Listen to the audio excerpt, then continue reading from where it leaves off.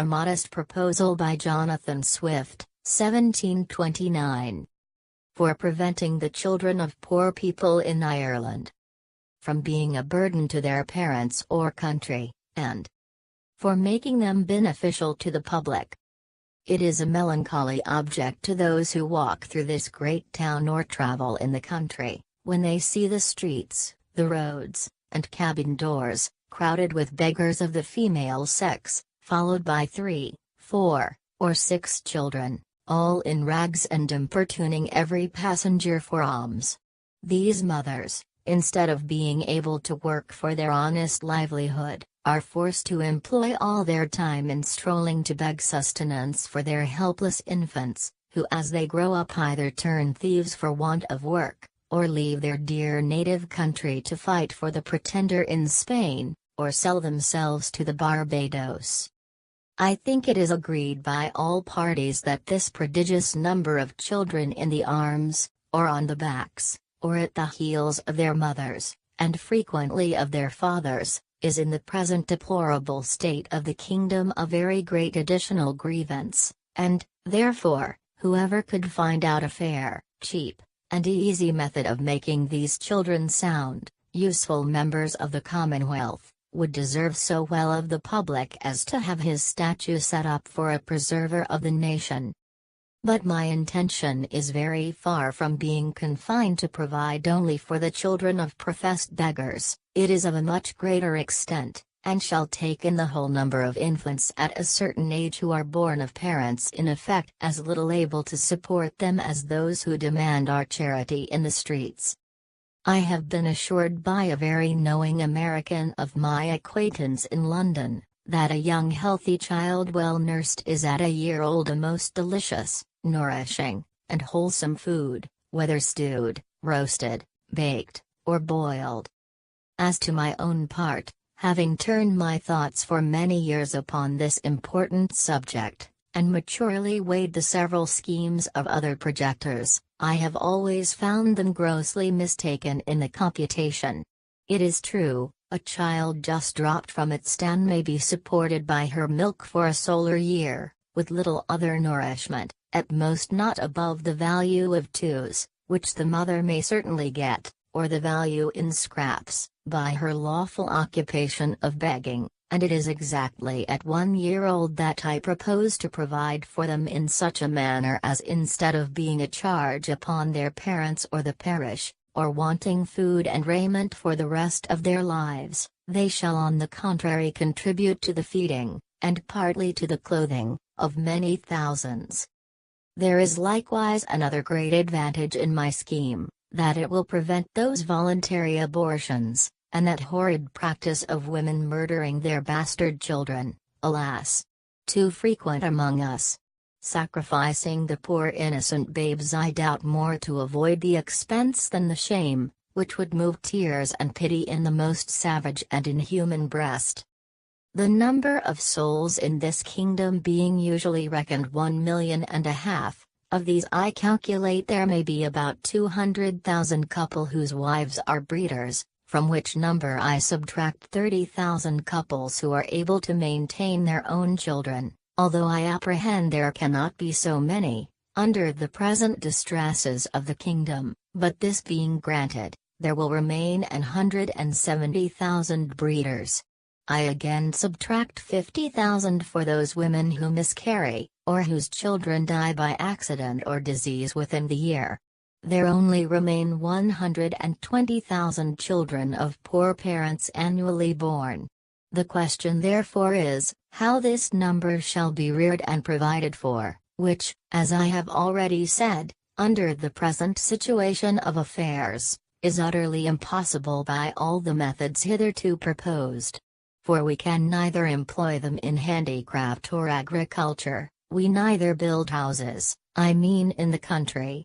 nor cultivate land. They can very seldom pick up a livelihood by stealing, till they arrive at 6 years old, except where they are of cowardly parts, although I confess they learn the rudiments much earlier, during which time, they can however be properly looked upon only as probationers, as I have been informed by a principal gentleman in the county of Cava, who protested to me that he never knew above 1 or 2 instances under the age of 6, even in a part of the kingdom so renowned for the quickest proficiency in that art.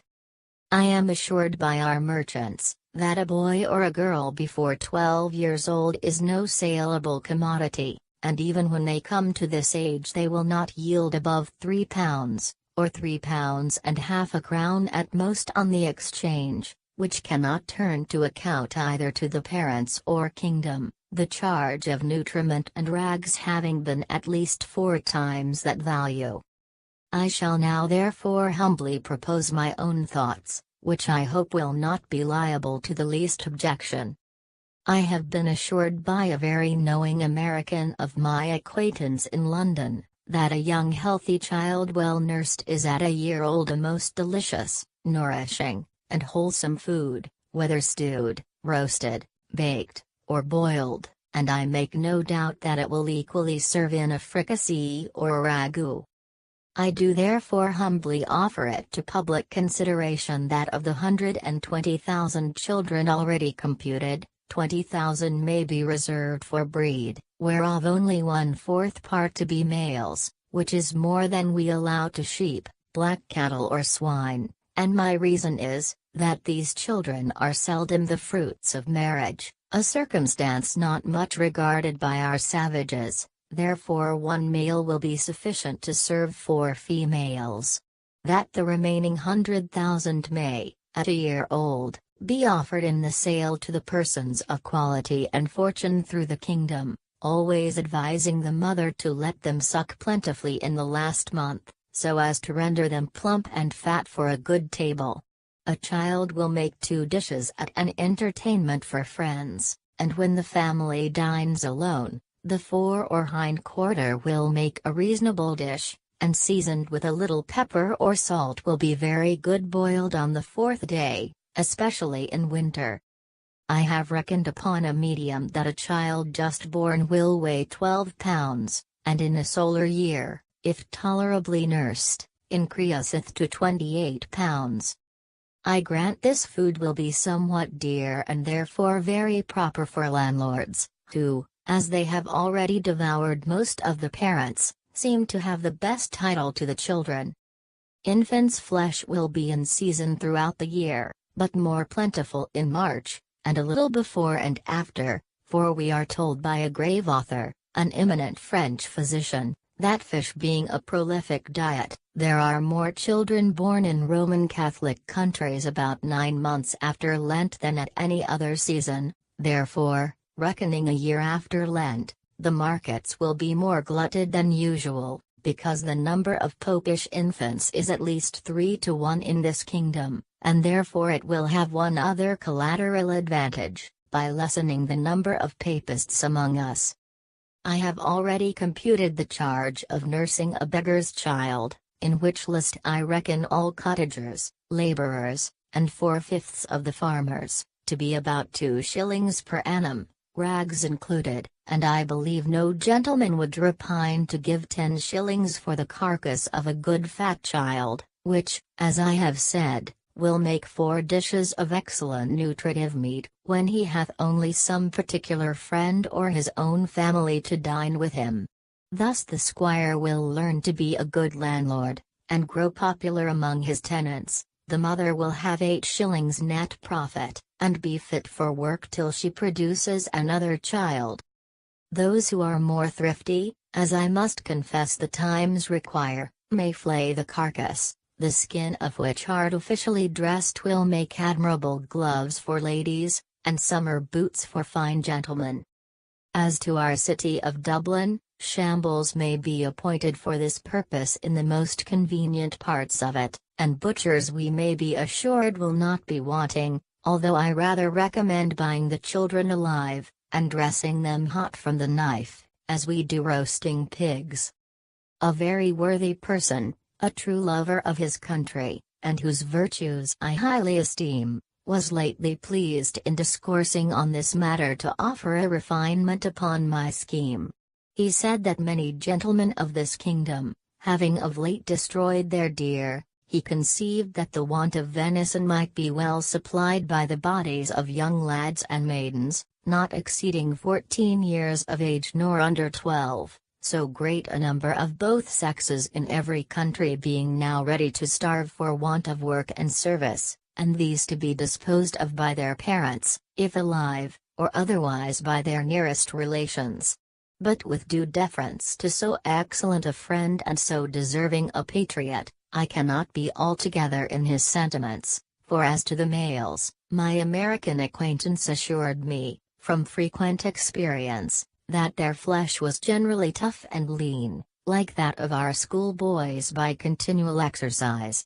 and their taste disagreeable, and to fatten them would not answer the charge. Then as to the females, it would, I think, with humble submission be a loss to the public, because they soon would become breeders themselves, and besides, it is not improbable that some scrupulous people might be apt to censure such a practice, although indeed very unjustly, as a little bordering upon cruelty, which, I confess, hath always been with me the strongest objection against any project, however so well intended. But in order to justify my friend, he confessed that this expedient was put into his head by the famous Salmanazar, a native of the island Formosa, who came from thence to London above 20 years ago, and in conversation told my friend, that in his country when any young person happened to be put to death, the executioner sold the carcass to persons of quality as a prime dainty, and that in his time the body of a plump girl of 15, who was crucified for an attempt to poison the emperor, was sold to His Imperial Majesty's Prime Minister of State, and other great mandarins of the court, in joints from the gibbet, at 400 crowns. Neither indeed can I deny, that if the same use were made of several plump young girls in this town, who without one single groat to their fortunes cannot stir abroad without a chair, and appear at playhouse and assemblies in foreign fineries which they never will pay for, the kingdom would not be the worse. Some persons of a desponding spirit are in great concern about that vast number of poor people, who are aged, diseased, or maimed, and I have been desired to employ my thoughts what course may be taken to ease the nation of so grievous an encumbrance. But I am not in the least pain upon that matter, because it is very well known that they are every day dying and rotting by cold and famine, and filth and vermin, as fast as can be reasonably expected. And as to the young laborers, they are now in as hopeful a condition, they cannot get work, and consequently pine away for want of nourishment, to a degree that if at any time they are accidentally hired to common labor, they have not strength to perform it, and thus the country and themselves are happily delivered from the evils to come. I have too long digressed, and therefore shall return to my subject. I think the advantages by the proposal which I have made are obvious and many, as well as of the highest importance. For first, as I have already observed, it would greatly lessen the number of papists, with whom we are yearly overrun, being the principal breeders of the nation as well as our most dangerous enemies, and who stay at home on purpose with a design to deliver the kingdom to the pretender, hoping to take their advantage by the absence of so many good Protestants, who have chosen rather to leave their country than stay at home and pay tithes against their conscience to an episcopal curate. Secondly, the poorer tenants will have something valuable of their own, which by law may be made liable to distress and help to pay their landlord's rent, their corn and cattle being already seized, and money a thing unknown. Thirdly, whereas the maintenance of 100,000 children, from 2 years old and upward, cannot be computed at less than 10 shillings apiece per annum, the nation's stock will be thereby increased £50,000 per annum, beside the profit of a new dish introduced to the tables of all gentlemen of fortune in the kingdom who have any refinement in taste. And the money will circulate among ourselves, the goods being entirely of our own growth and manufacture. Fourthly, The constant breeders, beside the gain of 8 shillings sterling per annum by the sale of their children, will be rid of the charge of maintaining them after the first year. Fifthly, this food would likewise bring great custom to taverns, where the vintners will certainly be so prudent as to procure the best receipts for dressing it to perfection, and consequently have their houses frequented by all the fine gentlemen, who justly value themselves upon their knowledge in good eating, and a skilful cook, who understands how to oblige his guests, will contrive to make it as expensive as they please. Sixthly, this would be a great inducement to marriage, which all wise nations have either encouraged by rewards or enforced by laws and penalties. It would increase the care and tenderness of mothers toward their children, when they were sure of a settlement for life to the poor babes, provided in some sort by the public, to their annual profit instead of expense. We should see an honest emulation among the married women, which of them could bring the fattest child to the market. Men would become as fond of their wives during the time of their pregnancy as they are now of their mares in foal, their cows in calf, their sows when they are ready to furrow, nor offer to beat or kick them, as is too frequent a practice, for fear of a miscarriage. Many other advantages might be enumerated. For instance, the addition of some 1,000 carcasses in our exportation of barreled beef, the propagation of swine's flesh, and improvement in the art of making good bacon, so much wanted among us by the great destruction of pigs, too frequent at our tables, which are no way comparable in taste or magnificence to a well-grown, fat, yearling child, which roasted whole will make a considerable figure at a Lord Mayor's feast or any other public entertainment. But this and many others I omit, being studious of brevity.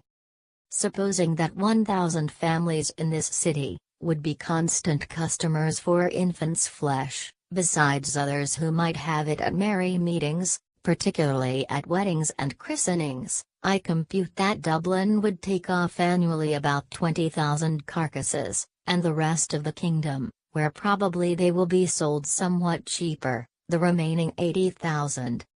I can think of no one objection that will possibly be raised against this proposal, unless it should be urged that the number of people will be thereby much lessened in the kingdom. This I freely own, and 'twas indeed one principal design in offering it to the world. I desire the reader will observe, that I calculate my remedy for this one individual kingdom of Ireland, and for no other that ever was, is, or, I think, ever can be upon earth. Therefore let no man talk to me of other expedients, of taxing our absentees at 5 shillings a pound, of using neither cloths, nor household furniture, except what is of our own growth and manufacture, of utterly rejecting the materials and instruments that promote foreign luxury, of curing the expensiveness of pride, vanity, idleness, and gaming in our women, of introducing a vein of parsimony, prudence and temperance, of learning to love our country, wherein we differ even from Laplanders, and the inhabitants of Topinambu, of quitting our animosities and factions, nor acting any longer like the Jews, who were murdering one another at the very moment their city was taken, of being a little cautious not to sell our country and consciences for nothing, of teaching landlords to have at least one degree of mercy towards their tenants. Lastly, of putting a spirit of honesty, industry, and skill into our shopkeepers, who, if a resolution could now be taken to buy only our native goods, would immediately unite to cheat and exact upon us in the price, the measure, and the goodness, nor could ever yet be brought to make one fair proposal of just dealing, though often and earnestly invited to it. Therefore I repeat, let no man talk to me of these and the like expedients, till he hath at least some glimpse of hope, that there will ever be some hearty and sincere attempt to put them into practice. But, as to myself, having been wearied out for many years with offering vain, idle, visionary thoughts, and at length utterly despairing of success, I fortunately fell upon this proposal, which, as it is wholly new, so it hath something solid and real, of no expense and little trouble, full in our own power, and whereby we can incur no danger in disobliging England. For this kind of commodity will not bear exportation, and flesh being of too tender a consistence, to admit a long continuance in salt, although perhaps I could name a country, which would be glad to eat up our whole nation without it. After all, I am not so violently bent upon my own opinion as to reject any offer proposed by wise men, which shall be found equally innocent, cheap, easy, and effectual. But before something of that kind shall be advanced in contradiction to my scheme, and offering a better, I desire the author or authors will be pleased maturely to consider 2 points. First, as things now stand, how they will be able to find food and raiment for 100,000 useless mouths and backs. And secondly, there being a round million of creatures in human figure throughout this kingdom, whose whole subsistence put into a common stock would leave them in debt 2 millions of pounds sterling, adding those who are beggars by profession to the bulk of farmers, cottagers, and laborers, with their wives and children who are beggars in effect, I desire those politicians who dislike my overture,